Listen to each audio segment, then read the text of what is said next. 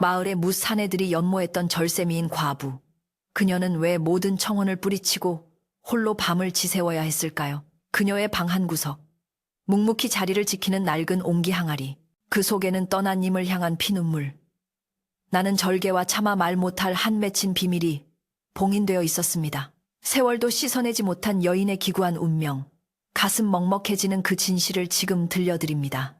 옛날, 아주 먼 옛날에 산새가 병풍처럼 둘러쳐져 있고 맑은 시냇물이 굽이굽이 흐르는 어느 평화로운 산골 마을이 있었습니다.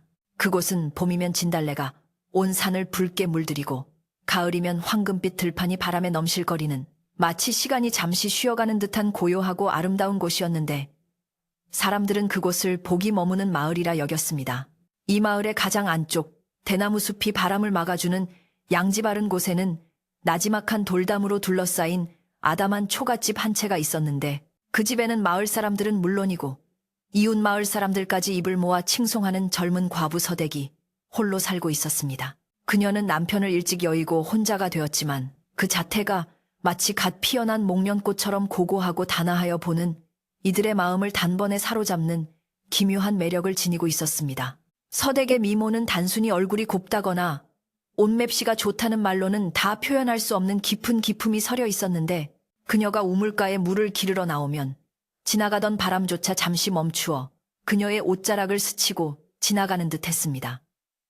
그녀의 눈빛은 깊은 산속 옹달샘처럼 맑고 깊어서 마주치는 사람들은 저도 모르게 옷깃을 여미고 경건한 마음을 갖게 만들었으며 그녀의 목소리는 봄날의 꾀꼬리처럼 청아하면서도 묵직한 울림이 있어 듣는 이의 마음을 편안하게 해주었습니다. 비록 무명천으로 지은 소박한 하얀 옷을 입고 있었지만 그녀에게서는 비단 옷을 입은 양반집 규수보다 더 빛나는 광채가 흘러나와 마을의 젊은 사내들은 밤잠을 설치며 그녀를 연모하였습니다.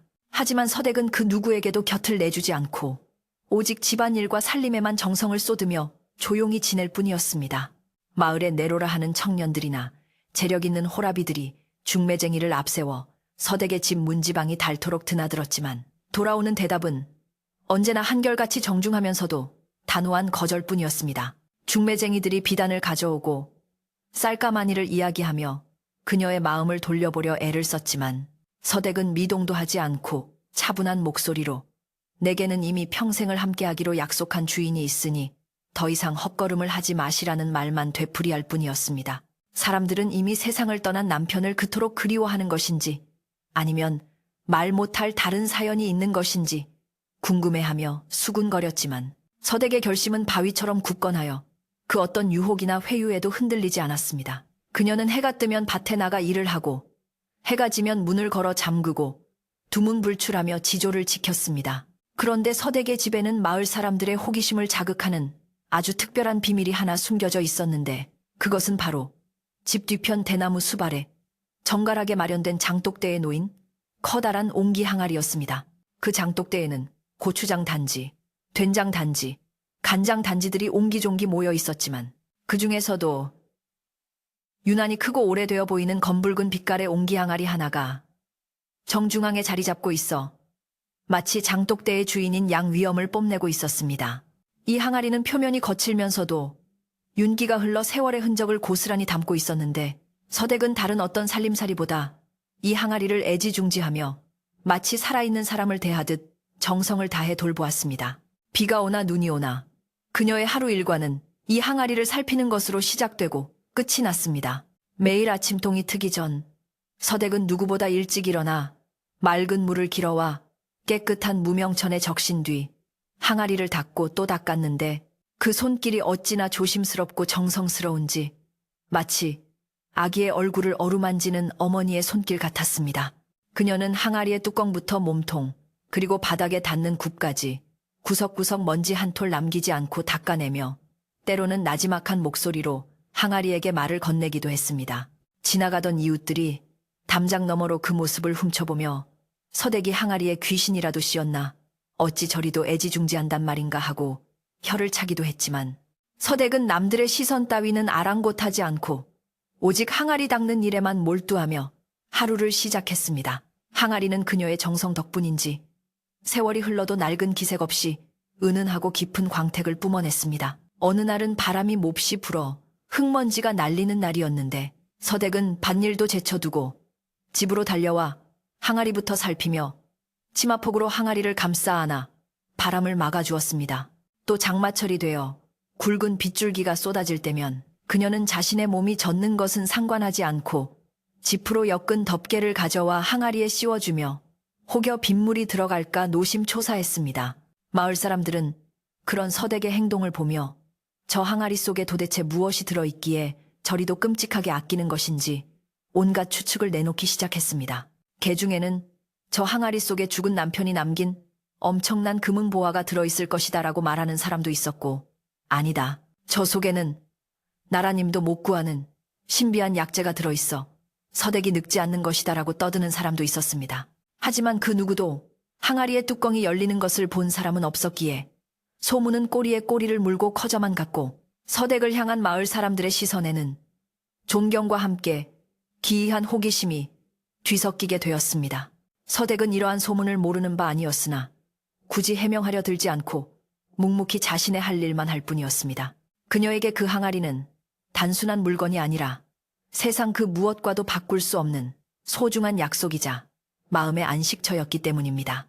달이 밝은 밤이면 서댁은 잠을 이루지 못하고 혼마루에 나와 앉아 하염없이 장독대를 바라보곤 했는데, 달빛을 받아 반질반질 빛나는 항아리는 마치 그녀의 마음을 비추는 거울처럼 고요하고 신비로워 보였습니다.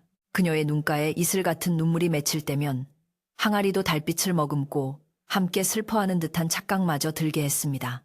계절이 바뀌어 산천초목이 옷을 갈아입어도 서댁의 항아리 사랑은 변함이 없었고, 오히려 시간이 지날수록 그 정성은 더욱 깊어만 갔습니다. 봄에는 꽃가루가 날아와 앉을까 수시로 닦아내었고, 여름에는 뜨거운 햇볕에 항아리가 달궈질까 찬물을 끼얹어 식혀주었으며, 가을에는 낙엽이 쌓이지 않도록 빗자루질을 멈추지 않았고, 겨울에는 눈이 쌓여 얼지 않도록 지프로 두툼하게 감싸주었습니다. 이러한 서댁의 지극정성은 단순히 물건을 아끼는 차원을 넘어선 마치 어떤 신성한 의식을 치르는 사제와도 같은 경건함이 느껴졌습니다. 마을의 노인들은 그런 서댁을 보며 저 젊은 것이 속이 깊어도 너무 깊다, 저 항아리에 담긴 것이 무엇이든 서댁의 정성이면 돌도 황금이 될 깨달으며 혀를 내둘렀습니다. 서댁의 집은 마을 어귀에서도 잘 보이는 곳에 위치해 있었기에 오가며 그녀가 항아리를 닦는 모습을 보는 것은 마을 사람들에게는 익숙한 풍경이 되었습니다. 아낙네들은 냇가에 모여 빨래를 하며 오늘도 서댁은 항아리 상전을 모시고 있더 구먼, 나 같으면 지겨워서라도 못할 짓이야 라며 수다를 떨었지만 그 말투에는 서댁의 끈기에 대한 은근한 부러움과 질투가 섞여 있었습니다. 사내들은 술잔을 기울이며 저렇게 고운 여인이 항아리만 끼고 도니 차라리 내가 저 항아리가 되었으면 좋겠네라고 농을 던지며 씁쓸한 웃음을 짓기도 했습니다. 하지만 서댁은 세상의 소란스러움과는 담을 쌓은 채 오로지 자신의 뜰 안에서 평화롭고 조용한 나날을 보내고 있었습니다. 어느 깊은 밤, 마을의 개 짖는 소리조차 잦아든 시각에 서댁은 호롱불 하나를 들고 조심스럽게 장독대로 나갔습니다. 사방은 칠흑 같은 어둠에 잠겨 있었지만 서댁은 익숙한 발걸음으로 항아리 앞에 다가가 무릎을 꿇고 앉았습니다. 그리고는 떨리는 손길로 항아리에 배를 쓰다듬으며 나지막이 속삭였습니다. 여보, 오늘도 무사히 하루가 지났습니다. 당신과의 약속을 지키는 일이 때로는 버겁고 외롭기도 하지만 이 항아리를 볼 때마다 당신이 곁에 있는 듯하여 힘을 냅니다. 그녀의 목소리는 밤바람에 실려 허공으로 흩어졌지만 그 안에 담긴 절절한 그리움은 항아리 깊숙한 곳까지 전해지는 듯했습니다.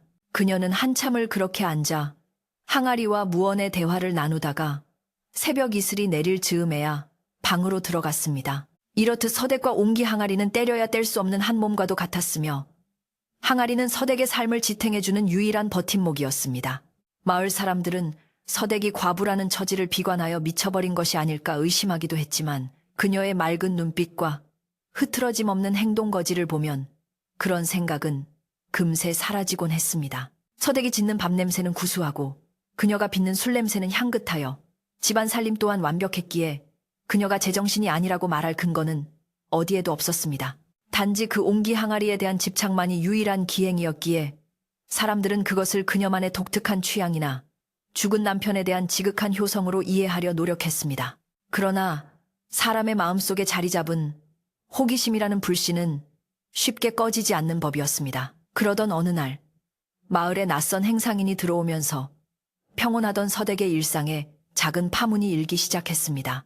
그는 등짐 가득 진귀한 물건을 싣고 다니며 방방곡곡의 소문을 물어나르는 수다스러운 자였는데 우연히 서댁의 집 앞을 지나다가 그녀가 항아리를 닦는 모습을 목격하게 되었습니다. 행상인은 서댁의 빼어난 미모에 한번 놀라고 그녀가 닦고 있는 항아리의 예사롭지 않은 기운에 두 번 놀라며 발걸음을 멈추었습니다. 그는 오랜 장사 경험으로 좋은 물건을 알아보는 눈이 있었는데 서댁의 항아리는 겉보기에는 투박해 보여도 흙의 질이나 구워진 상태가 예사 물건이 아님을 직감적으로 알아챘습니다. 그는 침을 꼴깍 삼키며 살인문 밖에서 서댁에게 말을 걸었습니다. 주인장 계시오? 지나가는 나그네인데 목이 말라 물 한 바가지 얻어 마실 수 있겠소? 행상인의 목소리는 능글맞고 끈적거렸습니다. 서댁은 하던 일을 멈추고 일어나 옷매무새를 가다듬은 뒤 말없이 부엌으로 가서 시원한 물 한 바가지를 떠와 바가지에 버들잎 하나를 띄워 건넸습니다. 행상인은 물을 마시는 척하며 서댁의 얼굴과 뒤편의 장독대를 번갈아 훔쳐보았습니다. 물맛이 아주 달고 시원하구려. 헌데 저 뒤에 있는 항아리는 아주 귀한 물건 같아 보이는데 혹시 파실 생각은 없으시오? 내가 값을 후하게 쳐드리리다. 행상인의 눈이 탐욕으로 번들거렸지만 서댁은 차가운 표정으로 고개를 저었습니다. 저것은 파는 물건이 아닙니다. 이만 가시지요. 그녀의 단호한 태도에 행상인은 머쓱해하며 물러났지만 힐끔거리며 뒤를 돌아보는 눈빛에는 아쉬움과 의구심이 가득했습니다. 이 일이 있은 후 행상인은 마을 주막에 들러 사람들에게 서댁과 항아리 이야기를 퍼뜨리기 시작했습니다. 내 평생 수많은 물건을 보았지만 그 집 마당에 있는 항아리처럼 기이한 기운을 내뿜는 것은 처음 보았소. 분명 그 안에는 금덩이가 가득하거나 아니면 천하를 호령할 보물이 들어있는 게 틀림없소. 술기운이 오른 마을 사람들은 행상인의 말에 귀를 기울였고 그동안 잠잠했던 호기심이 다시금 고개를 들기 시작했습니다. 특히 서댁에게 청혼했다가 거절당해 앙심을 품고 있던 몇몇 사내들은 행상인의 말에 맞장구를 치며 맞아, 과부가 혼자 살면서 저렇게 콧대가 높은 건 믿는 구석이 있어서야. 그 항아리 속에 남들이 모르는 재물이 있는 게 분명해라며 억측을 부풀렸습니다. 소문은 발없는 말이 되어 천리를 간다고 했던가요. 서댁의 항아리에 대한 이야기는 어느새 마을을 넘어 인근 장터까지 퍼져나갔습니다. 사람들은 삼삼오오 모이기만 하면 서댁의 항아리 이야기를 안주 삼아 떠들었고 내용은 점점 더 과장되고 왜곡되어 갔습니다. 그 항아리는 도깨비 항아리라서 쌀을 넣으면 쌀이 불어나고 돈을 넣으면 돈이 불어난다더라. 아니다. 그 항아리 속에는 밤마다 서댁을 찾아오는 외간 남자가 숨어 있다더라 하는 터무니없는 말들까지 생겨났습니다. 하지만 정작 당사자인 서댁은 이러한 바깥 세상의 소란을 짐작조차 하지 못한 채 오늘도 묵묵히 마당을 쓸고 항아리를 닦으며 자신의 자리를 지키고 있었습니다. 그녀의 고요함이 오히려 폭풍전야의 정막처럼 느껴지는 날들이었습니다. 어느 늦은 오후, 서댁은 여느 때와 다름없이 장독대 옆에 앉아 콩을 고르고 있었습니다. 가을 햇살이 따스하게 내리쬐어 옹기 항아리의 어깨를 감싸 안았고 주변의 대나무 숲에서는 사각사각하는 바람 소리가 들려왔습니다. 서댁의 손끝에서 콩들이 타닥타닥 소리를 내며 채반 위를 굴러다니는 소리가 평화롭게 울려 퍼졌습니다. 그녀는 가끔 고개를 들어 항아리를 바라보며 엷은 미소를 지었는데 그 모습은 마치 오랜 친구와 함께 있는 듯 편안해 보였습니다. 그러나 그녀의 평화는 담장 밖에서 들려오는 웅성거림에 의해 조금씩 금이 가기 시작했습니다. 호기심 많은 동네 아이들이 담장에 매달려 저기 봐, 저게 그 보물 항아리래 하고 소리치고 도망가는 일이 잦아졌기 때문입니다. 서댁은 아이들의 장난이라 여기고 대수롭지 않게 넘겼지만 횟수가 잦아질수록 마음 한구석에 불안함이 싹트기 시작했습니다. 그녀는 혹여나 누군가 들어와 항아리를 건드릴까봐 대문을 더욱 단단히 걸어 잠그고 밤에는 잠귀를 밝게 하여 작은 소리에도 벌떡 일어나는 버릇이 생겼습니다. 그녀가 지켜야 할 것은 단순한 항아리가 아니라 그 속에 담긴 남편과의 약속과 자신의 정절, 그리고 아무도 모르는 진실이었기 때문입니다.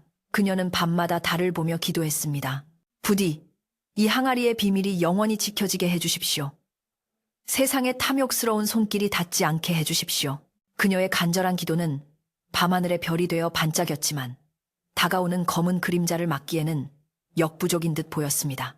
마을 사람들은 이제 대놓고 서댁의 집을 기웃거리기 시작했습니다. 밭일을 하다가도 굳이 서댁의 집 앞을 지나가며 슬쩍 마당을 훔쳐보는가 하면 안악들은 우물가에서 서댁을 만나면 요즘 항아리는 잘 있나? 그 속에 든 게 뭐길래 그리 꽁꽁 숨겨두나? 하며 비꼬는 말투로 질문을 던지기도 했습니다. 서댁은 그럴 때마다 부드럽지만 단호하게 별것 아닙니다. 그저 제게 소중한 물건일 뿐입니다. 라고 대답하며 자리를 피했습니다. 그녀의 회피하는 태도는 사람들의 의심을 더욱 부채질했고 마을에는 서댁이 무언가 엄청난 것을 숨기고 있다는 확신이 굳어지게 되었습니다.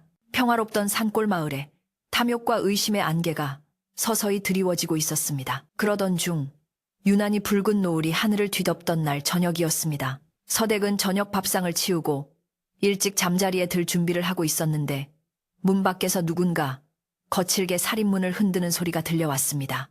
이보시오. 서댁. 안에 있는 거 다 아니까 문 좀 열어보시오. 술에 취한 듯한 사내의 목소리였습니다. 서댁은 가슴이 철렁 내려앉았지만 침착하게 문을 열지 않고 방 안에 앉아 귀를 기울였습니다. 내가 오늘 그 항아리의 정체를 밝히고 말 테다. 과부 혼자 사는 집에 무슨 비밀이 그리 많아. 사내의 고함 소리는 점점 더 커졌고 주변 집들의 불이 하나둘 켜지는 기척이 느껴졌습니다. 서댁은 두 손을 모으고 불안한 눈빛으로 벽 너머 장독대가 있는 쪽을 바라보았습니다. 그녀는 알고 있었습니다. 이제 더 이상 조용히 숨어 지낼 수만은 없다는 것을. 마을 사람들의 호기심은 도를 넘어서고 있었고 그 중심에는 자신이 목숨보다 아끼는 옹기 항아리가 있었습니다. 서댁은 깊은 한숨을 내쉬며 자리에서 일어나 옷을 정갈하게 갈아입었습니다. 하얀 소복을 입은 그녀의 모습은 비장함마저 감돌았습니다. 그녀는 마음속으로 다짐했습니다. 내 목숨을 내놓는 한이 있어도 저 항아리만은 지키리라. 밖에서는 여전히 사내의 고함과 대문을 걷어차는 소리가 들려왔지만 서댁의 눈빛은 흔들림 없이 고요했습니다. 이 밤이 지나면 마을에는 또 다른 이야기가 시작될 것임을 예감하며 서댁은 밤새 뜬 눈으로 항아리를 지키는 파수꾼이 되어 어둠 속에 앉아 있었습니다. 이처럼 서댁의 옹기 항아리는 단순한 살림살이를 넘어 마을 전체를 뒤흔드는 뜨거운 감자가 되어가고 있었습니다. 항아리의 묵직한 존재감은 서댁의 가녀린 어깨를 짓누르기도 했지만 동시에 그녀를 지탱하는 힘이기도 했습니다. 과연 그 항아리 속에는 무엇이 들어있기에 서댁은 그토록 필사적으로 지키려 하는 것일까요? 그리고 마을 사람들의 탐욕과 호기심은 어디까지 치닫게 될까요? 서댁의 집 위로 뜬 달만이 그 모든 진실을 알고 있다는 듯 차갑고도 서늘한 빛을 장독대 위로 비추고 있었습니다. 고요한 마을의 밤 공기 속에는 알 수 없는 긴장감이 팽팽하게 감돌고 있었습니다. 그 무렵 마을 건너편에 기와집을 짓고 새로 이사를 온 박 씨라는 인물이 있었는데 그는 돈이라면 사족을 못 쓰는 욕심쟁이 장사치였습니다. 그는 도성에서 장사를 하여 큰돈을 벌었다고 거드름을 피우며 마을 사람들을 마치 제집 머슴 부리듯 하대하는 고약한 심보를 가진 자였습니다.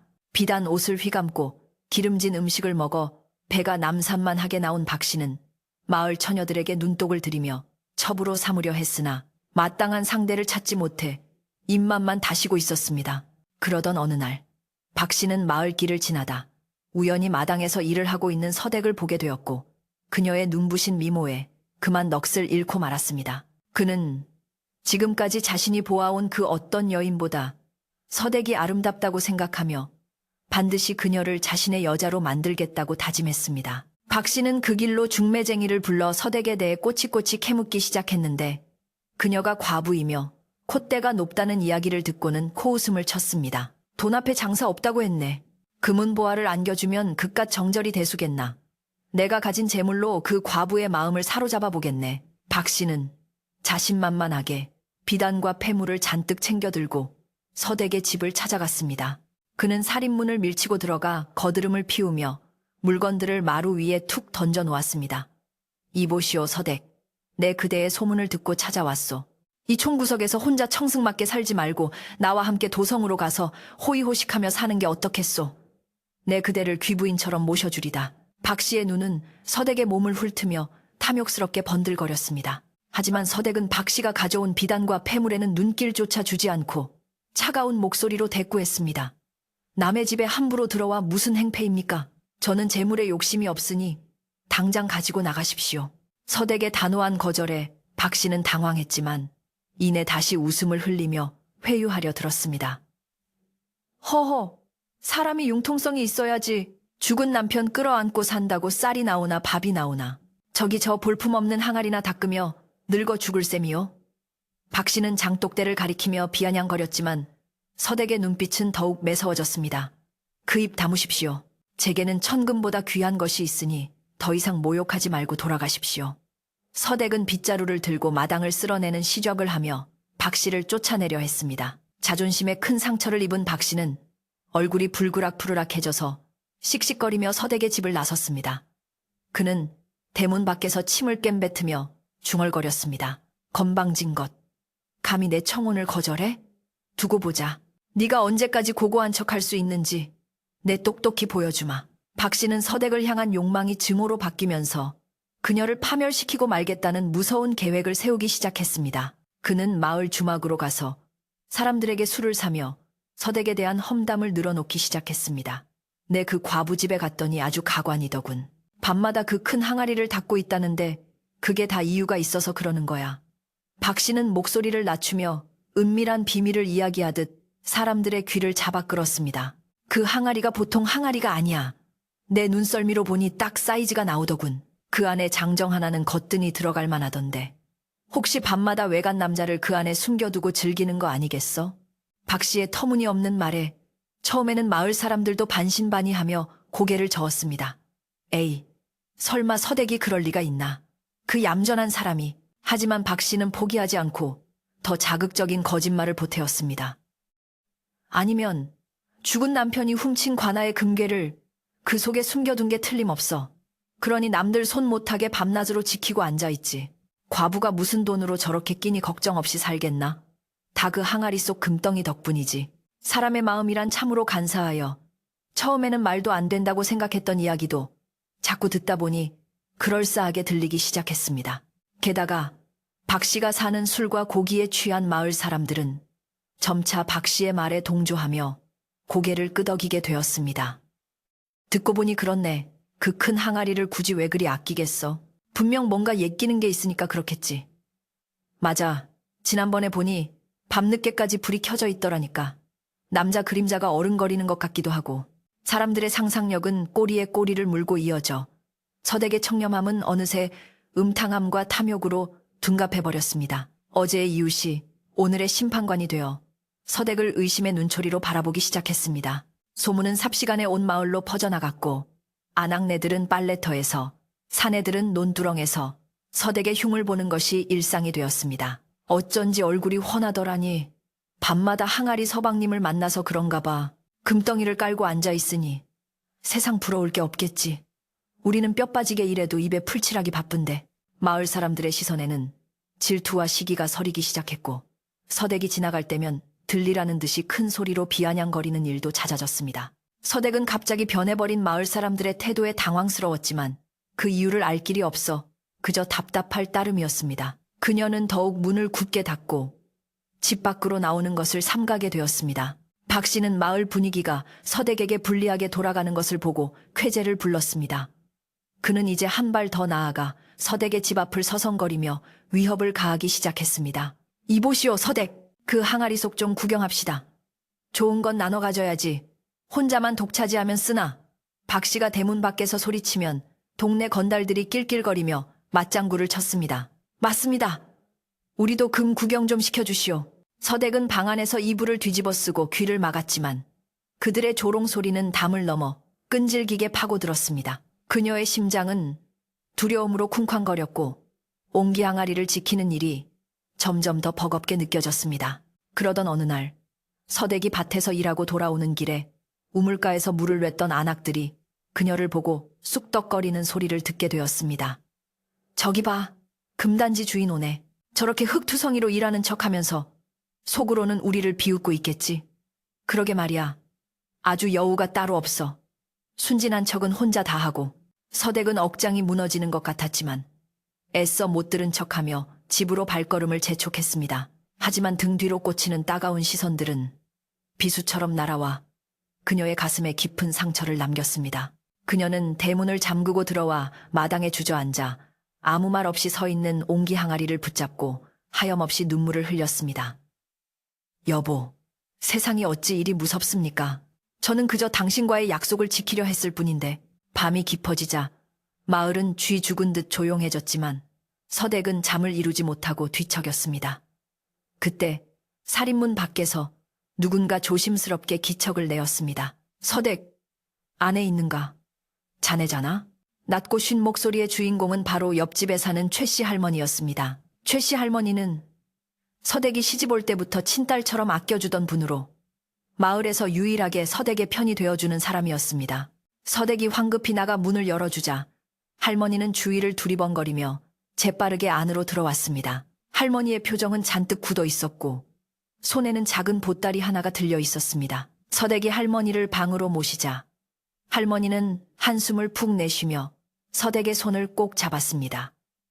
아이고, 이 딱한 거사. 밖에서 무슨 소리가 도는지 알고는 있느냐. 박씨, 그놈이 아주 작정을 하고 덤비더구나. 할머니는 마을에 퍼진 흉흉한 소문들을 하나도 빠짐없이 서댁에게 전해주었습니다. 항아리 속에 남자가 있다느니, 금괴가 있다느니 하는 이야기를 들은 서댁의 얼굴은 백지장처럼 하얗게 질려버렸습니다. 세상에, 어찌 그런 끔찍한 거짓말을. 저는 정말 억울합니다, 할머니. 서댁의 목소리가 가늘게 떨렸습니다. 할머니는 혀를 차며 서댁의 등을 토닥여 주었습니다. 내 그놈 속을 뻔히 알지. 네가 마음을 안 주니 앙심을 품고 그러는 게야. 하지만 조심해야 한다. 소문이란 게 원래 눈덩이처럼 불어나는 법이고 사람들은 진실보다 자극적인 거짓말을 더 믿고 싶어 하거든. 할머니는 심각한 표정으로 말을 이었습니다. 특히 돈 냄새를 맡은 놈들은 눈이 뒤집히면 무슨 짓을 할지 몰라. 박씨놈이 마을 사람들을 선동해서 쳐들어올지도 모른다는 이야기가 돌고 있어. 오늘 밤에도 주막에서 작당을 모의한다고 하더구나. 할머니의 말은 단순한 걱정을 넘어선 무서운 경고였습니다. 서댁은 공포에 질려 몸을 움츠렸습니다. 할머니, 그럼 제가 어찌해야 합니까? 저 항아리는 절대로 내어줄 수도 보여줄 수도 없는 물건입니다. 제 목숨과도 같은 것인데. 서댁이 울먹이자 할머니는 안타까운 눈빛으로 그녀를 바라보았습니다. 네가 저 항아리를 끔찍이 아끼는 건 알지만 목숨보다 귀한 게 어디 있겠느냐. 차라리 잠시 어디 숨겨두거나 피신을 하는 게 어떻겠냐. 하지만 서댁은 단호하게 고개를 저었습니다. 아닙니다. 제가 피하면 그것이 곧 죄를 인정하는 꼴이 될 것입니다. 그리고 이 무거운 것을 어디로 옮기겠습니까? 저는 여기서 한 발자국도 물러나지 않을 것입니다. 서댁의 눈빛에는 두려움 속에서도 꺾이지 않는 결기가 서려 있었습니다. 최 씨 할머니는 서댁의 고집을 꺾을 수 없음을 알고 긴 한숨을 내쉬었습니다. 내 뜻이 정, 그렇다면 어쩔 수 없구나. 허나, 부디 몸 조심하거라. 내일 날이 밝으면 무슨 사달이 나도 날게야. 할머니는 품에서 작은 주먹밥 2덩이를 꺼내 서댁의 손에 쥐어주었습니다. 입맛 없어도 이거라도 먹고 기운 차려라. 싸움도 힘이 있어야 하는 법이다. 할머니는 서댁을 안쓰럽게 바라보다가 다시 어둠 속으로 사라졌습니다.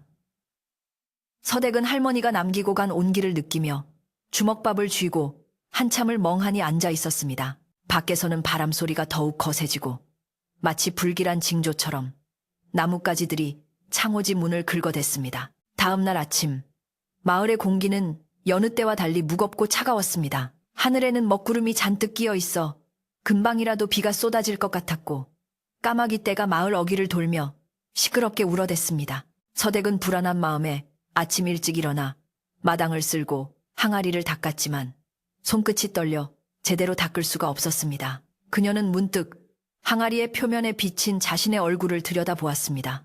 수심이 가득한 얼굴이었지만 눈빛만은 흔들리지 않고 살아있었습니다. 그래, 옳테면 오라지. 내 결백은 하늘이 알고 땅이 안다. 그녀는 마음을 다잡으며 입술을 굳게 깨물었습니다. 오전 내내 서댁의 집 주위에는 낯선 긴장감이 감돌았습니다. 평소 같으면 밭으로 나갈 사람들이 3355 마을 회관 앞에 모여 웅성거리고 있었고 그 중심에는 박씨가 서서 무언가 열변을 토하고 있었습니다.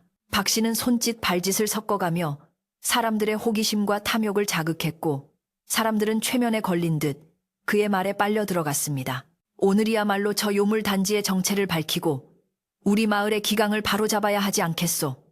저 속에 든 금괴는 우리 마을 발전을 위해 쓰여야 마땅하오. 박 씨의 외침에 몇몇 젊은이들이 환호하며 몽둥이와 패미를 들고 일어섰습니다. 점심때가 지나자 드디어 우려했던 일이 벌어지고 말았습니다.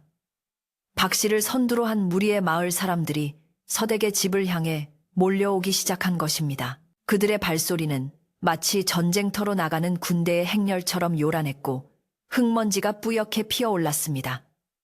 서댁은 방 안에서 그 소리를 듣고 가슴이 철렁 내려앉았습니다. 올 것이 왔구나. 그녀는 떨리는 손으로 옷매무새를 가다듬고 문을 열고 팻마루로 나갔습니다. 그녀의 시선은 마당 한가운데 놓인 옹기 항아리에 머물렀다가 곧 대문을 향해 고정되었습니다. 서댁, 문 열어라. 우리 마을 사람들이 다 같이 확인할 게 있어서 왔다. 박 씨의 고함 소리가 대문을 뚫고 들어왔습니다. 쿵쿵쿵. 대문을 두드리는 소리가 뇌성병력처럼 울렸습니다. 서댁은 깊은 숨을 들이쉬고 천천히 마당으로 내려섰습니다. 그녀는 빗장을 풀지 않은 채 대문 앞에 서서 큰 소리로 외쳤습니다. 무슨 일로 이리 소란을 피우십니까? 남의 집에 함부로 들어오려는 것은 도적대나 하는 짓입니다. 그녀의 목소리는 떨리지 않고 또렷하게 울려 퍼졌습니다. 하지만 밖에서 들려오는 함성은 그녀의 목소리를 집어삼킬 듯이 거셌습니다. 도적대라니! 우리는 정의를 구현하러 온 것이다. 그 항아리 속에 숨긴 것을 당당하다면 왜 못 보여준단 말이냐? 누군가 소리쳤고 웅성거리는 소리는 더욱 커졌습니다. 부숴라! 문을 부수고 들어가자. 흥분한 사람들은 이성을 잃어가고 있었고 박 씨는 뒤에서 팔짱을 끼고 비열한 웃음을 짓고 있었습니다. 서댁은 대문을 등지고 서서 자신의 몸으로라도 집을 지키겠다는 듯이 버티고 섰습니다. 그러나 낡은 살인문이 저 성난 군중을 얼마나 버틸 수 있을지는 미지수였습니다. 하늘에서는 기어이 빗방울이 한두 방울 떨어지기 시작했고 서댁의 뺨 위로 차가운 비와 뜨거운 눈물이 섞여 흘러내렸습니다. 이제 마을은 더 이상 평화로운 산골 마을이 아니었습니다. 탐욕과 오해가 빚어낸 광기가 마을을 집어삼키고 있었고 그 소용돌이의 중심에 가녀린 과부 서댁과 그녀의 옹기 항아리가 위태롭게 서 있었습니다. 빗줄기는 점점 굵어져 장대비로 변했고 천둥 소리가 멀리서 우르르 쾅쾅 울렸습니다. 마치 하늘이 이 기막힌 상황에 대해 분노하는 듯 했습니다. 서댁은 빗속에 젖어가는 항아리를 바라보며 간절히 빌었습니다. 제발 저를 도와주소서. 이 시련을 이겨내게 해주소서. 과연 서댁은 이 위기를 어떻게 헤쳐나갈 수 있을까요? 굳게 닫힌 대문이 삐걱거리며 비명을 지르기 시작했습니다. 와지끈! 낡은 살인문이 비명을 지르며 바닥으로 처박혔습니다. 빗장을 걸어 잠그고 온몸으로 문을 지탱하던 서댁은 거대한 힘에 밀려 진흙탕 바닥으로 나뒹굴었습니다. 억수같이 쏟아지는 장대비 속으로 흑발투성이의 사내들이 들이닥쳤습니다. 그들의 눈은 이미 제정신이 아니었습니다. 탐욕에 눈이 먼 사람들의 형상은 마치 굶주린 늑대떼와 다를 바 없었습니다. 빗줄기는 더욱 거세져 시야를 가렸지만 그들의 번들거리는 눈빛만은 어둠 속에서도 섬뜩하게 빛났습니다. 서댁은 비에 젖은 머리카락이 얼굴에 달라붙은 채 진흙 범벅이 된 손으로 땅을 짚고 겨우 몸을 일으켰습니다. 그녀의 하얀 소복은 이미 흙탕물로 얼룩져 볼품없게 되었지만 그녀의 눈빛만은 그 어느 때보다 강렬하게 타오르고 있었습니다. 이게 무슨 짓들입니까? 하늘이 무섭지도 않습니까? 서댁이 찢어지는 듯한 목소리로 외쳤지만 그 소리는 빗소리와 사람들의 고함 소리에 묻혀버렸습니다. 마을 사람들 뒤로 비단 옷을 입은 박 씨가 우산을 쓰고 유유히 들어왔습니다. 그는 쓰러진 대문을 밟고 지나가며 혀를 찼습니다. 쯔쯔, 곱게 문을 열어주었으면 이런 험한 꼴은 안 당했을 것을. 서댁, 자네가 자초한 일이야. 박 씨의 얼굴에는 승리감에 도취된 비열한 웃음이 걸려 있었습니다. 그는 손짓으로 마당 한가운데 놓인 장독대를 가리켰습니다. 자, 여러분, 저기 저 요물단지가 보이십니까? 저 속에 바로 우리가 찾던 그 비밀이 들어 있습니다. 박 씨의 선동의 사람들은 와! 하고 함성을 지르며 장독대 쪽으로 우르르 몰려갔습니다. 정성스레 가꾸어온 텃밭이 그들의 발길에 무참히 짓밟혔습니다. 가을 꽃들이 흙 속에 파묻히고 가지런히 놓여있던 작은 장독들이 밀려나 깨지는 소리가 들렸습니다. 쨍그랑, 쨍그랑, 깨진 독조각들이 비명을 질렀습니다. 서댁은 비명에 가까운 소리를 지르며 장독대 앞을 가로막았습니다. 안 됩니다. 이 항아리만은 절대 안 됩니다. 차라리 나를 밟고 지나가시오. 그녀는 두 팔을 벌려 커다란 옹기 항아리를 등지고 섰습니다. 마치 어미새가 둥지를 지키듯 그녀는 자신의 모든 것을 걸고 그 앞을 지켰습니다. 선두에 섰던 몇몇 청년들이 서댁의 기세에 눌려 잠시 주춤했습니다. 아무리 탐욕에 눈이 멀었다 해도 평소 존경하던 서댁을 직접 해코지하는 것은 껄끄러웠기 때문입니다. 하지만 뒤에서 박 씨가 소리쳤습니다. 뭘 망설이나? 저 여자가 지금 시간을 끌고 있는 게 안 보이나? 저 속에 든 금덩이를 빼돌리기 전에 어서 항아리를 깨뜨려라. 박 씨의 말에 다시금 도끼가 오른 사내 하나가 단위를 치켜들고 나섰습니다. 서댁, 비키시오. 우리도 이러고 싶진 않지만 눈으로 확인을 해야겠소. 사내의 비위가 허공을 갈랐고 서댁은 눈을 질끈 감았습니다. 그때였습니다. 우르르 쾅! 하늘이 찢어질 듯한 천둥 소리가 마을을 뒤흔들었습니다. 동시에 번개가 번쩍하며 장독대를 비추었는데 그 순간 옹기 항아리가 기이한 붉은 빛을 뿜어내는 듯한 착각이 들었습니다. 구미를 들었던 사내는 깜짝 놀라 뒷걸음질치다 엉덩방아를 부쉈고 구미는 바닥에 떨어져 댕그렁 소리를 내며 굴러갔습니다. 사람들은 공포에 질려 웅성거렸습니다. 저것 봐. 항아리가 빛을 냈어. 정말 귀신이 씌었나 봐. 빗줄기는 점점 더 굵어져 앞이 보이지 않을 지경이었고 바람은 윙윙거리며 귀곡성을 울려댔습니다. 서댁은 그 혼란스러운 틈에도 꼼짝 않고 항아리를 끌어안고 있었습니다. 박 씨는 분위기가 이상하게 흘러가자 당황했습니다. 사람들이 겁을 먹고 물러서려 하자 그는 버럭 소리를 질렀습니다. 이 바보 천치들아! 천둥 번개에 놀라서 다 된 밥에 재를 뿌릴 셈이냐. 저건 다 속임수야. 내가 직접 깨뜨려 주마. 박 씨는 직접 몽둥이를 빼앗아 들고 장독대로 성큼성큼 다가갔습니다. 그는 서댁의 팔을 거칠게 잡아 끌어 내동댕이 쳤습니다. 비켜! 이 요망한 것! 서댁은 힘없이 바닥으로 밀려났고 박 씨는 몽둥이를 높이 쳐들었습니다. 옹기 항아리의 매끄러운 표면이 번개 빛을 받아 번들거렸습니다. 멈추시오. 서댁이 흙탕물 속에서 일어나며 서리빨 같은 목소리로 외쳤습니다. 그녀의 목소리는 천둥 소리보다 더 크고 또렷하게 사람들의 귓전을 때렸습니다. 몽둥이를 내리치려던 박 씨조차 그 기세에 눌려 멈칫했습니다. 서댁은 천천히 몸을 일으켰습니다.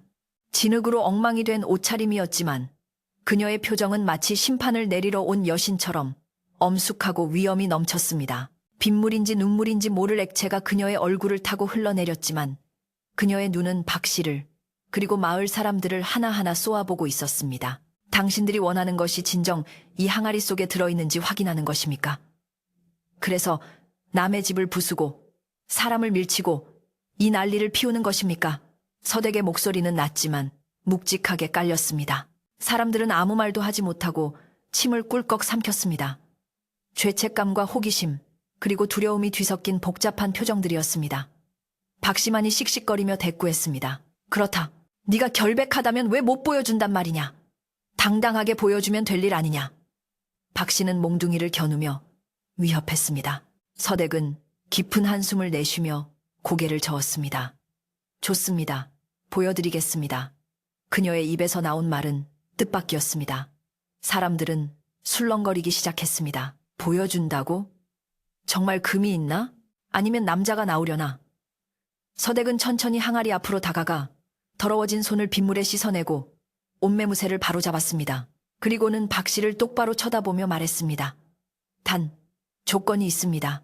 만약 이 항아리를 열어 당신들이 말하는 금덩이나 외간 남자가 나온다면 내 목을 내놓겠소.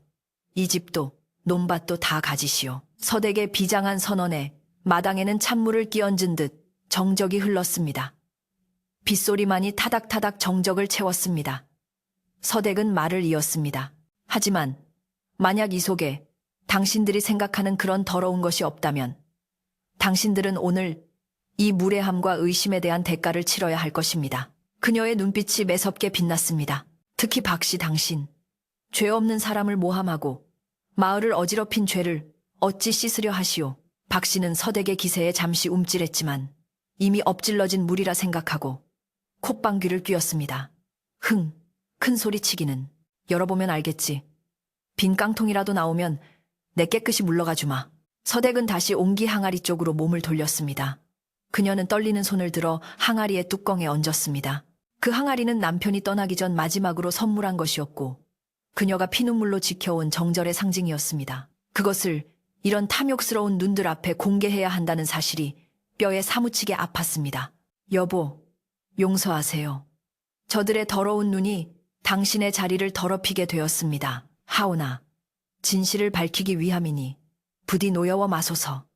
서댁은 마음속으로 간절히 빌었습니다. 항아리는 마치 주인의 마음을 아는 듯 빗속에서도 의연하게 자리를 지키고 있었습니다. 빗물이 항아리의 둥근 어깨를 타고 흘러내리는 모습이 마치 항아리도 함께 울고 있는 것처럼 보였습니다. 마을 사람들은 숨을 죽이고 서댁의 손끝을 주시했습니다. 뚜껑을 잡은 서댁의 손에 힘이 들어갔습니다. 드르륵. 무거운 옹기 뚜껑이 열리는 소리가 빗소리를 뚫고 미세하게 들려왔습니다. 긴장감이 최고조에 달했습니다. 누군가는 마른 침을 삼켰고 누군가는 발끝을 세워 안을 보려 했습니다. 박 씨는 눈을 가늘게 뜨고 항아리 아가리를 노려보았습니다. 금이다. 분명 금일 거야.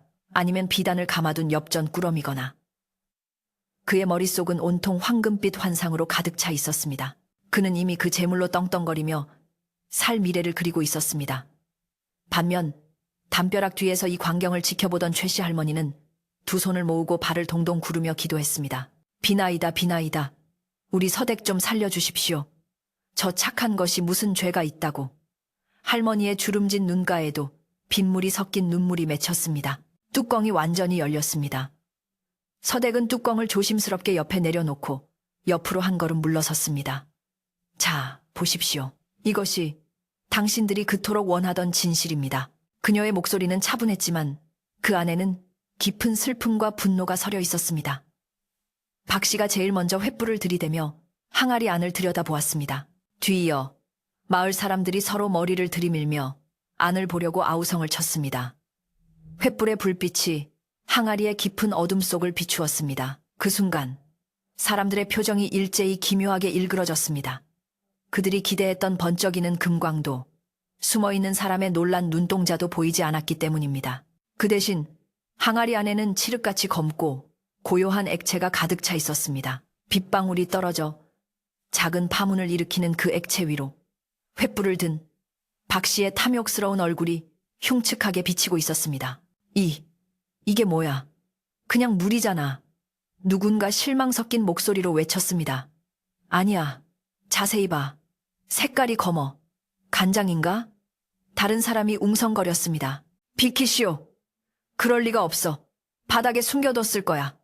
박 씨는 믿을 수 없다는 듯 소매를 걷어붙이고 항아리 안으로 손을 집어넣으려 했습니다. 그때 서댁이 날카롭게 소리쳤습니다. 손대지 마시오. 그 더러운 손이 닿으면 이 장은 못 쓰게 됩니다. 서댁의 호통에 박 씨는 멈칫했습니다. 서댁은 사람들 앞으로 나서며 항아리를 가로막았습니다. 이것은 그냥 간장이 아닙니다. 제 남편이 죽기 전 우리 집안의 대를 이어달라며 남겨준 시간장입니다. 10년이 넘도록 제가 매일 닦고 햇볕을 쬐고 바람을 막아 지켜온 우리 집안의 혼입니다. 서댁의 설명에 사람들은 멍하니 서로를 쳐다보았습니다. 시간장이라니. 금은 보화도 아니고 고작 간장독을 지키려고 그토록 유난을 떨었단 말인가? 하지만 촌로들은 시간장이 종갓집에서 얼마나 귀하게 여겨지는지 알고 있었습니다. 맛의 근본이자 집안의 뿌리를 상징하는 시간장은 며느리에게만 전해지며 장맛이 변하면 집안이 망한다는 속설이 있을 정도였습니다.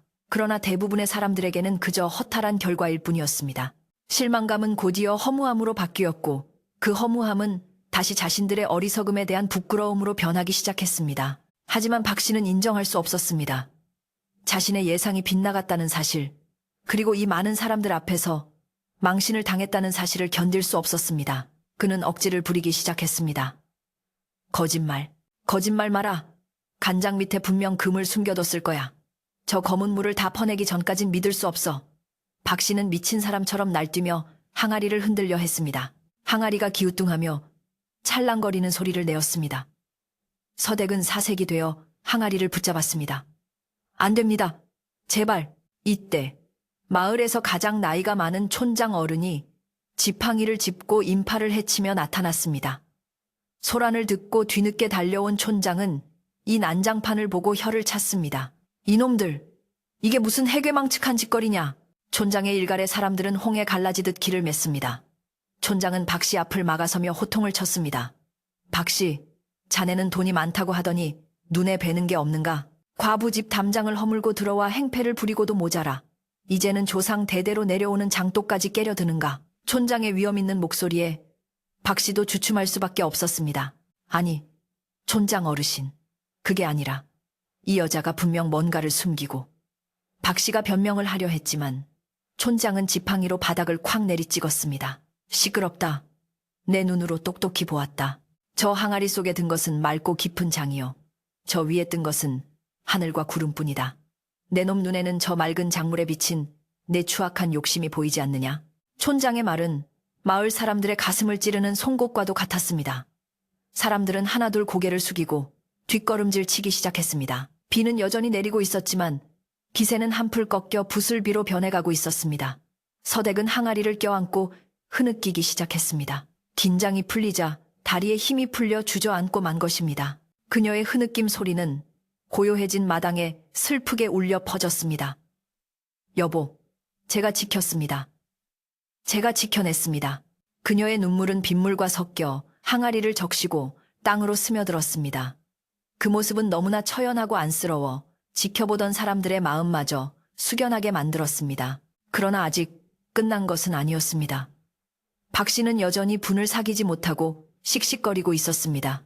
그의 눈은 독사처럼 서댁을 노려보고 있었고 아직도 자신의 패배를 인정하지 않으려는 듯 주먹을 꽉 쥐고 부들부들 떨었습니다.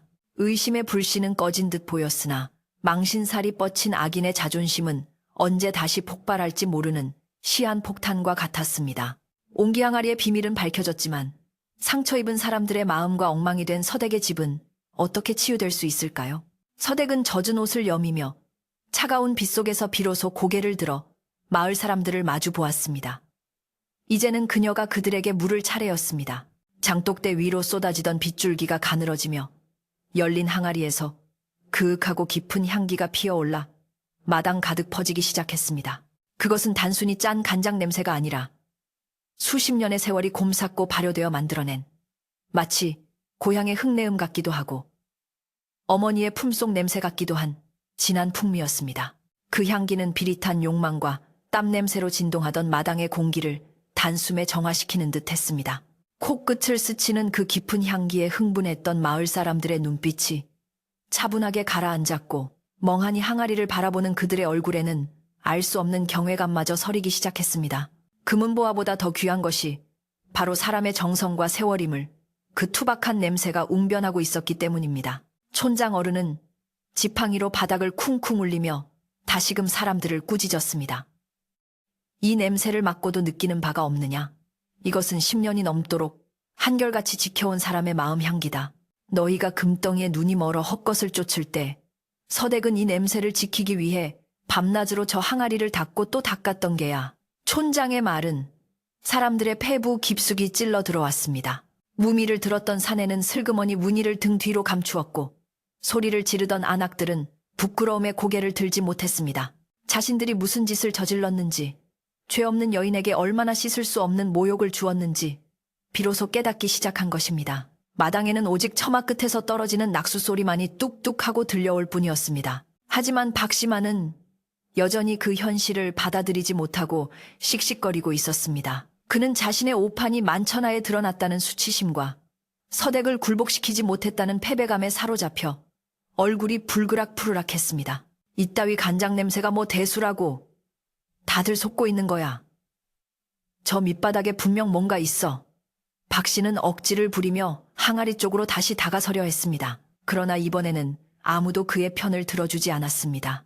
오히려 마을 청년들이 박씨의 앞을 가로막고 나섰습니다. 그만하시오, 박씨. 더 이상 추한 꼴 보이지 말고 물러나시오. 청년들의 눈빛은 더 이상 박씨의 돈을 쫓던 비굴한 눈빛이 아니었습니다. 진실을 목격한 자들의 단호함이 서려 있었습니다. 서댁은 항아리 곁에 서서 그 모든 광경을 지켜보다가 조용히 입을 열었습니다. 그녀의 목소리는 빗소리보다 차분했지만 마당에 있는 모든 사람의 귀에 또렷하게 박혔습니다. 이 간장은 제 시어머니의 시어머니, 그 위대부터 내려온 우리 집안의 내력입니다. 제 남편은 세상을 떠나기 전 제 손을 잡고 유언을 남겼습니다. 집은 무너져도 다시 세울 수 있고 논밭은 잃어도 다시 일구면 되지만 이 장맛이 변하면 우리 집안의 뿌리가 흔들리는 것이니 부디 지켜달라고 했습니다. 서댁은 잠시 말을 멈추고 항아리의 검은 수면을 응시했습니다. 그녀의 눈가에 맺힌 물기는 슬픔이 아닌 자부심이었습니다. 저는 그 약속을 지키기 위해 비가 오나 눈이 오나 이 항아리를 닦으며 제 마음도 함께 닦았습니다. 항아리에 티끌 하나 앉지 않게 하는 것이 곧 제 마음을 흐리지 않게 하는 것이라 믿었기 때문입니다. 서댁의 고백은 듣는 이들의 가슴을 먹먹하게 만들었습니다. 그들이 미쳤다고 손가락질했던 그녀의 행동은 사실 가장 지고지순한 사랑이자 약속의 이행이었던 것입니다. 최 씨 할머니는 유씩 혀를 차며 눈물을 훔쳤고 다른 이웃들도 코끝이 찡해져 훌쩍거리는 소리가 곳곳에서 들려왔습니다. 서댁은 천천히 고개를 들어 박 씨를 정면으로 바라보았습니다. 박 씨, 당신은 이 항아리 속에 금이 들어있다고 믿었지요? 당신 눈에는 세상 모든 것이 돈으로만 보이니 이 귀한 장독도 금고로밖에 보이지 않았을 것입니다. 이 항아리는 거울과 같습니다. 맑은 마음을 가진 사람에게는 맑은 하늘을 보여주지만 탐욕에 찌든 사람에게는 자신의 추악한 욕심만을 비춰줄 뿐이지요. 지금 이 작물에 비친 당신의 얼굴을 보십시오. 그게 바로 당신이 그토록 찾던 보물의 정체입니다. 서댁의 말은 박 씨의 가슴에 비수가 되어 꽂혔습니다. 박 씨는 홀린 듯 항아리 쪽으로 시선을 돌렸습니다. 검고 짙은 간장 위로 횃불의 불빛이 일렁이고 그 속에 일그러진 자신의 얼굴이 비치고 있었습니다. 그 얼굴은 자신이 알던 당당한 부자의 얼굴이 아니었습니다. 탐욕으로 눈이 벌겋게 충혈되고 입가는 비열하게 일그러진 마치 악귀와도 같은 형상이 그를 노려보고 있었습니다. 박 씨는 으악 하고 비명을 지르며 뒷걸음질 쳤습니다. 자신의 추악한 내면을 마주한 공포는 그 어떤 귀신을 본 것보다 더 끔찍했습니다. 그는 다리에 힘이 풀려 진흙탕 속에 털썩 주저앉았습니다. 비싼 비단 옷이 흙탕물에 젖어 엉망이 되었지만 그는 일어날 생각도 못하고 벌벌 떨기만 했습니다. 마을 사람들은 그런 박 씨를 싸늘한 눈초리로 내려다보았습니다. 한때 그를 우러러보던 시선은 이제 경멸과 조소로 바뀌어 있었습니다. 촌장 어른이 박 씨 앞으로 다가가 엄하게 꾸짖었습니다. 자네는 돈으로 사람의 마음을 살 수 있다고 믿었겠지만 돈으로 살 수 없는 것이 바로 신의와 정절이다. 자네는 오늘 이 마을의 평화를 깨뜨리고 죄 없는 사람을 모함했으니 더 이상 우리 마을에 발을 붙일 자격이 없다. 당장 짐을 싸서 떠나거나 아니면 쥐 죽은 듯 엎드려 속죄하며 살거나 선택하라. 촌장의 서슬퍼런 호통에 박 씨는 아무 말도 대꾸하지 못했습니다. 그는 부들부들 떨리는 손으로 바닥을 짚고 겨우 몸을 일으켰습니다. 그의 어깨는 축 처져 있었고 거만했던 기세는 온데간데 없이 사라져 초라하기 그지없었습니다. 박 씨는 도망치듯 서댁의 집을 빠져나갔습니다. 뒤도 돌아보지 않고 허둥지둥 사라지는 그의 뒷모습 위로 마을 사람들의 야유가 쏟아졌습니다. 다시는 오지 마시오. 부끄러운 줄 알아야지. 박 씨가 사라지자 마당에는 팽팽했던 긴장이 풀리면서 안도감이 감돌았습니다. 하지만 그 안도감 뒤에는 곧바로 무거운 침묵이 찾아왔습니다. 부서진 대문, 짓밟힌 화단, 엉망이 된 마당을 보며 마을 사람들은 죄책감에 고개를 들 수 없었습니다. 그들은 자신들이 저지른 일의 결과를 뼈저리게 목격하고 있었습니다. 서댁은 묵묵히 항아리의 뚜껑을 다시 덮었습니다. 탁 하는 맑은 소리가 정적을 깨뜨렸습니다. 그녀는 옷소매로 항아리에 묻은 빗물을 닦아내며 마치 아무 일도 없었던 것처럼 행동하려 애썼습니다. 하지만 그녀의 떨리는 어깨는 그녀가 얼마나 큰 공포와 싸워왔는지를 보여주고 있었습니다. 그때 최 씨 할머니가 나서서 서댁의 손을 잡았습니다. 서대가 고생했다. 정말 고생했어. 우리가 미안하다. 면목이 없구나. 할머니의 진심 어린 사과에 서댁은 참았던 눈물을 다시 터뜨렸습니다. 그것은 서러움의 눈물이 아니라 긴장이 풀리며 나오는 안도의 눈물이었습니다. 할머니의 사과를 시작으로 마을 사람들이 하나둘 나서기 시작했습니다. 서댁, 정말 미안하오. 내가 귀신에 씌었었나 보오. 내 이 부서진 문은 당장 고쳐놓으리다. 밟힌 꽃밭은 내일 날이 밝는 대로 다시 꾸며주겠네. 사람들은 말로만 사과하는 것이 아니라 행동으로 죄를 씻으려 했습니다. 사내들은 곧바로 연장을 가져와 부서진 살인문을 일으켜 세우고 망치질을 시작했습니다. 뚝딱뚝딱 못 박는 소리가 비갠 밤하늘에 경쾌하게 울려 퍼졌습니다. 안악들은 빗자루와 걸레를 가져와 마당의 흙탕물을 씻어내고 깨진 독조각들을 치우기 시작했습니다. 서댁의 집은 순식간에 마을 사람들의 공동 작업장이 되었습니다. 누군가는 횃불을 밝혀주고 누군가는 무너진 담장을 쌓아 올렸습니다. 조금 전까지만 해도 서댁을 해치려던 손들이 이제는 서댁의 보금자리를 지켜주는 손길로 변해 있었습니다. 땀 흘리며 일하는 사람들의 얼굴에는 미안함과 함께 다시금 이웃으로서의 정을 회복하고 싶은 간절함이 묻어났습니다. 서댁은 팻마루에 앉아 그 모습을 바라보며 가슴 한구석에 쌓여있던 응어리가 눈 녹듯 사라지는 것을 느꼈습니다. 비 온 뒤에 땅이 굳어진다고 했듯이 이 소동을 통해 마을 사람들과의 관계가 더욱 단단해질 것임을 예감했습니다. 어느 정도 정리가 되자 촌장 어른이 서댁에게 다가와 말했습니다. 서댁, 오늘 일은 우리 마을 전체의 수치이자 잘못이네. 자네가 너그러이 용서해주게. 내일 마을 회의를 열어 박 씨가 다시는 얼씬도 못하게 조치를 취할 걸세. 그리고 자네가 겪은 고초에 대해서는 마을 차원에서 보상하겠네. 서댁은 고개를 저으며 옅은 미소를 지었습니다. 아닙니다, 어르신. 다들 오해가 풀렸으니 그것으로 되었습니다. 그리고 이렇게 집을 고쳐주시니 제가 오히려 빚을 졌습니다. 서댁의 관대한 태도에 촌장은 감동한 듯 고개를 끄덕였습니다. 한 안악이 부엌으로 들어가 따뜻한 꿀물을 타왔습니다. 서댁, 이거라도 마시고 놀란 가슴 진정하게. 우리가 정말 죽을 죄를 지었어. 안악이 건네는 따뜻한 사발을 받아든 서댁의 손이 따스해졌습니다. 달콤하고 따뜻한 꿀물이 목을 타고 넘어가자 얼어붙었던 몸과 마음이 사르르 녹아내리는 것 같았습니다. 서댁은 꿀물을 한 모금 마시고 안악에게 감사의 눈빛을 보냈습니다. 고맙습니다. 덕분에 기운이 납니다. 그 한마디에 안악의 얼굴에도 안도의 미소가 번졌습니다. 마당 한편에서는 사내들이 땀을 닦으며 농담을 주고받기 시작했습니다. 야, 문짝을 더 튼튼하게 달아야지. 도둑놈도 못 들어오게. 걱정 마라. 내가 쇠못을 박아놔서 황소가 들이받아도 끄떡없다. 웃음소리가 다시 마을에 깃들기 시작했습니다. 어느새 비는 완전히 그치고 구름 사이로 둥근 달이 모습을 드러냈습니다. 달빛이 젖은 마당과 옹기 항아리를 은은하게 비추었습니다. 씻겨 내려간 옹기 항아리는 더욱 맑고 깨끗한 윤기를 뿜어내고 있었습니다. 마을 사람들은 일을 마무리하고 하나둘 서댁에게 작별 인사를 건넸습니다. 서댁, 오늘 밤은 푹 주무시오. 우리가 밖에서 불침번을 설 테니 걱정 말고 내일 아침에 맛있는 반찬해서 가져올게. 사람들의 목소리에는 이제 진심 어린 걱정과 애정이 담겨 있었습니다. 그들은 자신들의 잘못을 뉘우치는 의미로 서댁이 편안히 잠들 때까지 마을을 지키기로 자처한 것입니다. 모두가 돌아가고 최 씨 할머니만이 마지막까지 남아 서댁의 등을 토닥여 주었습니다.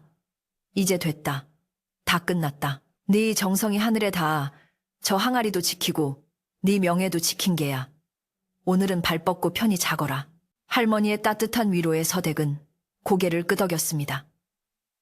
할머니를 배웅하고 대문을 걸어 잠근 서댁은 다시 마당 한가운데 섰습니다. 고요해진 마당, 달빛 아래 홀로 선 옹기 항아리는 마치 듬직한 장군처럼 혹은 다정한 남편처럼 그 자리를 지키고 있었습니다. 서댁은 항아리에 다가가 뺨을 대보았습니다. 차갑지만 단단한 옹기의 감촉이 그녀에게 말없는 위로를 건네는 듯 했습니다. 서댁은 하늘을 올려다보았습니다. 비가 씻고 지나간 밤하늘은 유난히 맑고 깊었습니다. 별들이 하나둘 총총히 빛나기 시작했고 그 별빛들이 항아리의 뚜껑 위로 내려앉았습니다. 그녀는 깊은 숨을 들이쉬었습니다. 공기 중에는 비냄새와 흙내음 그리고 은은한 시간장의 향기가 어우러져 평온함을 더해 주었습니다. 이제 더 이상 숨길 것도 두려울 것도 없었습니다. 진실은 밝혀졌고 그녀의 소중한 보물은 안전했습니다. 그녀의 마음속에 일던 거친 파도도 이제 잔잔한 호수처럼 평온을 되찾았습니다. 방으로 들어온 서댁은 젖은 옷을 갈아입고 잠자리에 누웠습니다. 하지만 쉽게 잠이 오지 않았습니다. 오늘 겪은 일들이 주마등처럼 스쳐 지나갔기 때문입니다. 박 씨의 탐욕스러운 눈빛, 마을 사람들의 성난 함성, 그리고 항아리가 열리던 그 긴장의 순간들. 하지만 그 모든 기억의 끝에는 이웃들의 사과와 따뜻한 꿀물 한 그릇, 그리고 다시 튼튼하게 세워진 대문이 있었습니다. 그녀는 생각했습니다. 세상이 아무리 흉흉해도 결국 진심은 통하는 법이구나. 그녀는 이불을 끌어당기며 우이공 가런이다 꿈이라, 이불을 가런이다 꿈이다. 그녀는 이불을 끌어당기며 내일은 일찍 일어나 마을 사람들에게 대접할 떡이라도 빚어야겠다고 다짐했습니다. 밖에서는 풀벌레 소리가 다시 들려오기 시작했습니다. 귀뚤귀뚤, 찌르르. 평화로운 가을밤의 교향곡이 서댁의 지친 심신을 어루만져 주었습니다. 멀리서 마을 어귀를 지키는 개 짖는 소리가 간간히 들려왔지만 그것은 위협이 아닌 마을이 안전하다는 신호처럼 들렸습니다. 서댁은 항아리 쪽을 향해 마음속으로 다시 한번 인사를 건넸습니다. 고맙습니다. 당신이 지켜주신 덕분입니다. 그녀의 입가에 엷은 미소가 번졌고 무거웠던 눈꺼풀이 서서히 내려앉았습니다. 옹기 항아리도 달빛을 이불 삼아 깊은 잠에 든 주인을 묵묵히 지켜보고 있었습니다. 폭풍우가 지나간 마을은 그 어느 때보다 깊고 고요한 정적에 잠겼습니다. 사람들은 각자의 집으로 돌아가 늦은 저녁을 먹거나 이불 속에 들어가며 오늘 있었던 일을 이야기했습니다. 하지만 그 이야기 속에는 더 이상 서댁을 향한 비난이나 의심은 없었습니다. 대신 사람의 도리와 믿음, 그리고 진정한 보물의 의미에 대한 성찰만이 오고 갔습니다. 서댁의 집마당에 놓인 그 투박한 옹기 항아리는 이제 단순한 장독이 아니라 마을 사람들의 마음을 비추는 거울이자 마을을 지키는 수호신처럼 여겨지게 되었습니다. 밤바람이 대나무 숲을 흔들며 사각사각 자장가를 불러주는 평화로운 밤이었습니다. 다음 날 아침, 폭풍우가 휩쓸고 간 마을에는 거짓말처럼 맑고 투명한 햇살이 내리쬐었습니다. 밤새 거세게 몰아치던 비바람은 온데간데 없고 하늘은 마치 갓 닦아놓은 거울처럼 눈시리게 파란 빛을 띠고 있었습니다. 나뭇잎 끝에 매달린 물방울들이 아침 햇살을 받아 영롱한 보석처럼 반짝였고 흙탕물로 뒤덮였던 마당은 어느새 물기가 빠져 단단하게 굳어가고 있었습니다. 서댁은 평소보다 조금 늦게 눈을 떴지만 몸과 마음은 그 어느 때보다 가볍고 개운했습니다. 지난밤의 소동이 마치 꿈만 같았지만 웬마루로 나가보니 새로 단단하게 고쳐진 살인문과 말끔하게 정돈된 장독대가 그것이 현실이었음을 말해주고 있었습니다. 그녀는 기지개를 켜며 깊은 숨을 들이마셨습니다. 비온 뒤의 공기는 달콤하고 상쾌하여 폐부 깊숙한 곳까지 시원하게 만들어 주었습니다. 서댁이 부엌으로 들어가 아침을 준비하려는데 밖에서 인기척이 들려왔습니다. 서댁, 일어났는가? 최씨 할머니의 목소리였습니다. 문을 열어보니 최씨 할머니뿐만 아니라 동네 아낙 몇 명이 수줍은 표정으로 서 있었습니다. 그들의 손에는 호박이며 무, 배추 같은 텃밭에서 갓 따온 채소들이 한 아름 들려 있었습니다. 어제 우리가 너무 미안해서 빈손으로 올 수가 있어야지. 이거라도 넣고 국이라도 끓여 드시게. 아낙들은 서댁의 눈을 제대로 마주치지 못하고 얼굴을 붉히며 식재료들을 툇마루에 올려놓았습니다. 그 투박한 손길과 어색한 말투 속에 담긴 진심, 어린 사과의 마음을 서댁은 단번에 알아챌 수 있었습니다. 그녀는 환한 미소로 그들을 맞이했습니다. 어르신들, 무슨 말씀을요? 어제 도와주신 것만으로도 충분한데 이렇게 귀한 것들을 가져오시다니요. 들어오셔서 차라도 한잔하고 가세요. 서댁의 따뜻한 환대에 아낙들의 표정도 한결 부드러워졌습니다. 그들은 서로 눈짓을 주고받더니 누가 먼저랄 것도 없이 팔을 걷어붙이고 부엌으로 들어와 일을 거들기 시작했습니다. 차는 무슨 차야? 우리가 아침 짓는 거 도와줄게. 서댁 솜씨가 좋다고 소문이 자자하던데 오늘 그 비법 좀 배워보자고. 왁자지껄한 웃음소리가 서댁의 부엌을 채웠습니다. 도마 위에서 칼질하는 소리가 경쾌하게 울리고 아궁이에서는 타닥타닥 장작 타는 소리가 정겹게 들려왔습니다. 서댁은 오랜만에 집안의 감도는 활기찬 기운에 가슴이 뭉클해졌습니다. 혼자만의 공간이었던 부엌이 이웃들과 함께하는 나눔의 공간으로 변하는 순간이었습니다. 서댁은 마음먹었습니다. 오늘 점심에는 마을 사람들을 모두 초대하여 따뜻한 밥 한 끼를 대접하겠노라고 말입니다. 그녀는 어제 그토록 지키려 했던 옹기 항아리로 다가갔습니다. 따스한 햇살 아래 놓인 항아리는 더욱 윤기가 흐르고 듬직해 보였습니다. 서댁은 경건한 마음으로 항아리 뚜껑을 열었습니다. 훅 하고 끼쳐오는 깊고 구수한 시간장의 향기가 다시금 코끝을 자극했습니다. 그녀는 조심스럽게 간장을 한 국자 떠냈습니다. 짙은 검은빛 액체 속에 세월의 깊이와 정성이 고스란히 녹아 있었습니다. 오늘 이 간장으로 맛있는 국을 끓여서 이웃들과 나누겠습니다. 당신도 기뻐해 주시겠지요. 서댁은 마음속으로 남편에게 말을 건네며 간장을 부엌으로 가져갔습니다. 그녀가 가져온 시간장을 국솥에 조금 넣자 밋밋하던 국물 냄새가 순식간에 깊고 풍부한 향으로 변하며 부엌 전체에 퍼져나갔습니다. 세상의 냄새 좀 봐. 이게 그 시간장 냄새란 말이지.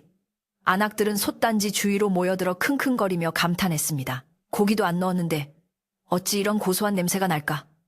정말 보물은 보물이네.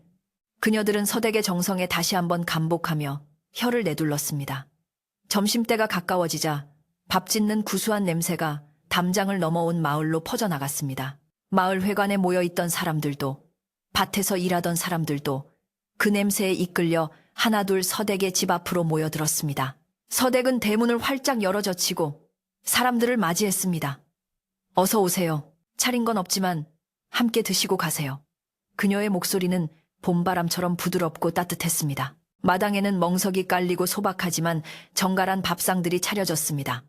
하얀 쌀밥에 맑은 무국, 그리고 안악들이 가져온 채소로 만든 나물 반찬들이 상 위에 올랐습니다. 특별할 것 없는 시골 밥상이었지만 그 중심에는 서댁의 시간장으로 맛을 낸 음식들이 있었습니다. 마을 사람들은 옹기종기 둘러앉아 숟가락을 들었습니다. 국물을 한 숟가락 떠서 입에 넣은 순간 사람들의 눈이 휘둥그레졌습니다. 아니, 이게 무슨 맛이야? 입에 착 감기는 것이 꿀맛이 따로 없네. 국물이 어쩜 이렇게 시원하고 깊은가. 내 평생 이런 국맛은 처음일세. 여기저기서 탄성이 터져 나왔습니다. 그것은 단순한 짠맛이 아니라 시간과 정성이 빚어낸 감칠맛이자 영혼을 위로하는 맛이었습니다. 촌장 어른은 국물을 들이켜고는 허허 웃으며 서댁을 바라보았습니다. 서댁, 자네가 왜 그토록 항아리를 지키려 했는지 이제야 알겠구먼. 이 맛은 천금을 주어도 살 수 없는 맛이야. 우리 마을에 이런 귀한 맛이 숨어 있었다니. 자네가 우리 마을의 복덩이일세.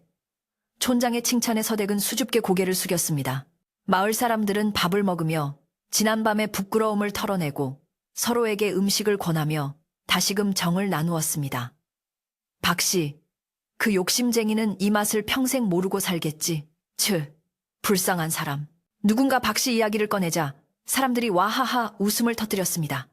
그 웃음소리에는 더 이상 미움이나 조롱이 아닌 용서와 여유가 담겨 있었습니다. 식사가 무르익어갈 무렵 서댁은 부엌에서 따끈하게 쪄낸 시루떡을 들고 나왔습니다. 김이 모락모락 나는 떡을 나누어주며 그녀는 말했습니다. 이웃 여러분, 그동안 제 고집 때문에 마음 상하게 해드려 죄송합니다. 앞으로는 문 꼭 닫아 걸지 않고 맛있는 장이 익으면 나누어 먹으며 살겠습니다. 서댁의 말에 사람들은 손사래를 쳤습니다. 아니야, 우리가 좁은 소견으로 자네를 오해했지. 우리야말로 미안하네. 서로를 위하는 마음들이 오고 가며 서댁의 마당은 훈훈한 온기로 가득 찼습니다. 그 따뜻한 풍경을 옹기 항아리도 묵묵히 지켜보고 있었습니다. 그날 이후로 서댁의 집은 마을의 사랑방이 되었습니다. 안악들은 장 담그는 법을 배우러 서댁을 찾아왔고 서댁은 기꺼이 자신의 비법을 나누어 주었습니다. 아이들은 서댁의 마당에서 뛰어놀다가 찐 감자나 옥수수를 얻어먹고 갔고 사내들은 오다가다 들러 장작을 패주거나 지붕을 손보아 주었습니다. 옹기 항아리는 더 이상 의심과 호기심의 대상이 아니라 마을 사람들이 함께 지켜야 할 공동의 보물처럼 여겨지게 되었습니다. 서댁네 장독대 근처에서는 큰 소리도 내면 안 돼. 장맛 변한다니까. 사람들은 농담처럼 말하며 서댁의 집을 신성시했고 그 덕분에 마을에는 험한 말보다 웃음소리가 더 많이 들리게 되었습니다. 계절은 흘러 어느덧 늦가을이 지나고 겨울이 찾아왔습니다. 산과 들에는 하얀 눈이 소복이 쌓였고 서댁의 장독대에도 하얀 눈 모자가 씌워졌습니다. 눈 덮인 옹기 항아리는 마치 흰 두루마기를 입은 선비처럼 고고하고 아름다운 자태를 뽐냈습니다. 서댁은 추운 날씨에도 아랑곳하지 않고 매일 아침 항아리 위에 눈을 쓸어내며 정성을 쏟았습니다. 하지만 이제는 혼자가 아니었습니다.